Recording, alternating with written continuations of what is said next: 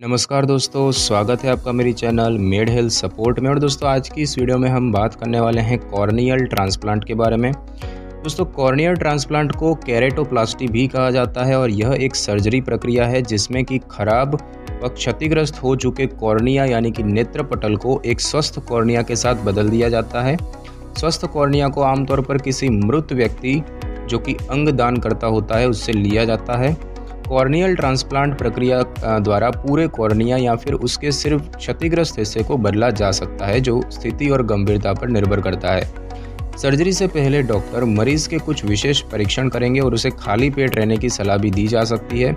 Surgery के दौरान local anaesthesia दिया जाएगा ताकि आपकी आंख को शून्य किया जा सके और सर्जरी के बाद डॉक्टर आपको कुछ समय के लिए चश्मा या फिर आई शील्ड पहनने की सलाह देंगे ताकि आंखों को सुरक्षित रखा जा सके। तो सबसे पहले ये देखते हैं कि कॉर्नियल ट्रांसप्लांट होता क्या है।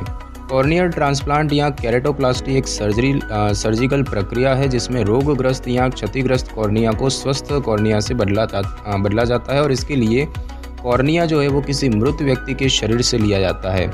डोनर से अनुमति या तो मृत्यु से पहले ली जा चुकी होती है या फिर मृत्यु के बाद परिवारजन इसकी अनुमति देते हैं। कॉर्निया एक सफ़ेद, साफ और गुंबद के आकार का बाहरी हिस्सा होता है। इसमें मुख्य रूप से 3 परतें होती हैं। कॉर्निया जो है वो आँख में कीटाणु, धूल मिट्टी, खतरनाक पराबैंगनी किरणों को आने से बचाता है और इससे रोशनी को केंद्रित करने में भी मदद मिलती है जिससे कि व्यक्ति को साफ दिखाई देता है।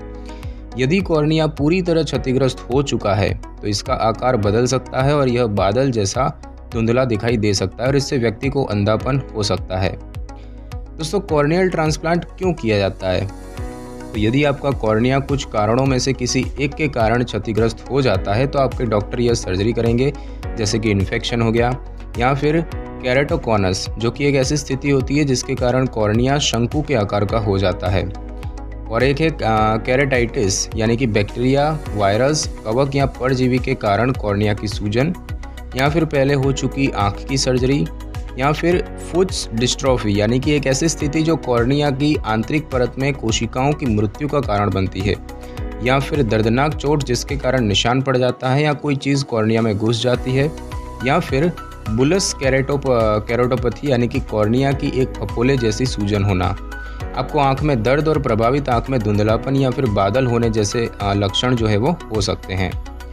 अब दोस्तों, बात करते हैं कि कॉर्नियल ट्रांसप्लांट से पहले क्या क्या तैयारियां की जाती है। तो आपके डॉक्टर एक नेत्र परीक्षण यानी कि आई टेस्ट करेंगे ताकि यह पता लगाया जा सके कि आप सर्जरी के लिए सही है या नहीं। अपने डॉक्टर को उन सभी दवाओं के बारे में सूचित करें जो आप ले रहे हैं। सर्जरी से पहले 10 दिनों के लिए आपको रक्त पतला करने वाली दवा जैसे कि आइबुप्रोफेन, एस्पिरिन और वारफारिन को रोकने की आवश्यकता हो सकती है। यदि आप नियमित रूप से डायूरेटिक्स, इंसुलिन या मधुमेह की दवाइयाँ लेते हैं तो अपने डॉक्टर से पूछें कि क्या आप उन्हें सर्जरी की सुबह ले सकते हैं या नहीं। आपको सर्जरी से पहले आधी रात के बाद भूखे रहना होगा। सर्जरी से 1 दिन पहले और बाद में शराब ना पिएं। प्रक्रिया के दिन आभूषण ना पहनें या अपनी आंखों के आसपास या चेहरे पर क्रीम, लोशन या मेकअप ना लगाएं।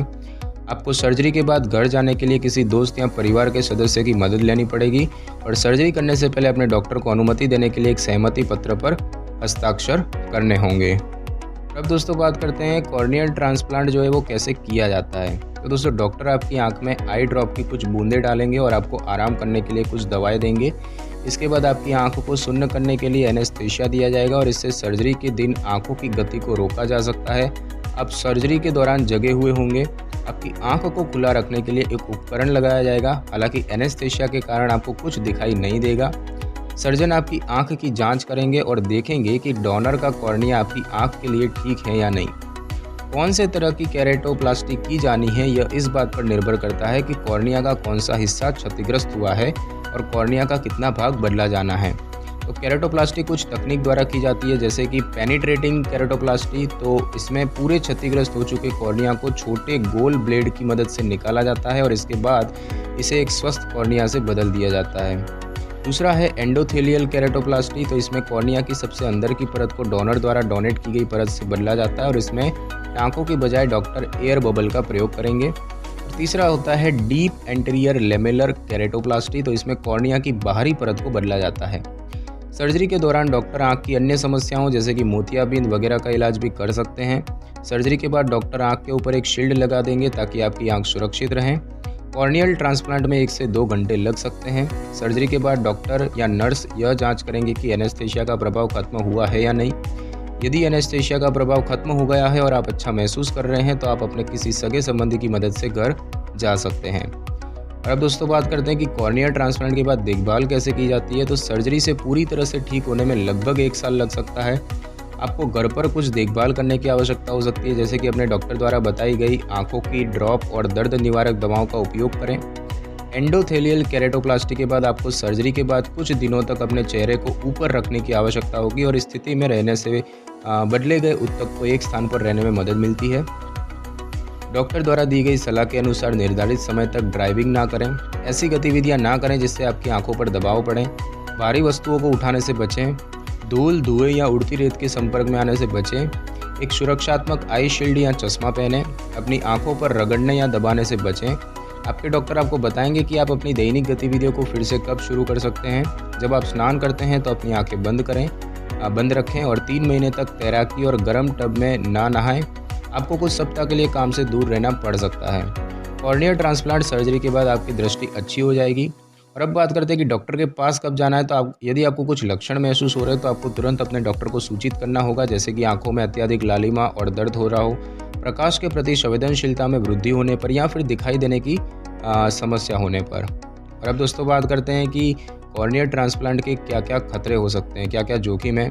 तो रेटिना का अलग होना, मोतियाबिंद, आंखों की सूजन होना, आंख की सतह पर गंभीर इन्फेक्शन होना जैसे कि अल्सर या आंख का फोड़ा, या फिर आंख के अंदर कुछ होना जिसे बोलते हैं एंडोथेल्माइटिस, और ग्लूकोमा की शुरुआत या ग्लूकोमा का बिगड़ना, या फिर कॉर्निया का लगाया गया हिस्सा फिर से अलग हो जाना, या फिर अपवर्तक त्रुटियां जिनसे स्पष्ट रूप से देखने में असमर्थता हो सकती है, या फिर आंख में ब्लीडिंग जैसे कुछ खतरे भी हो सकते हैं।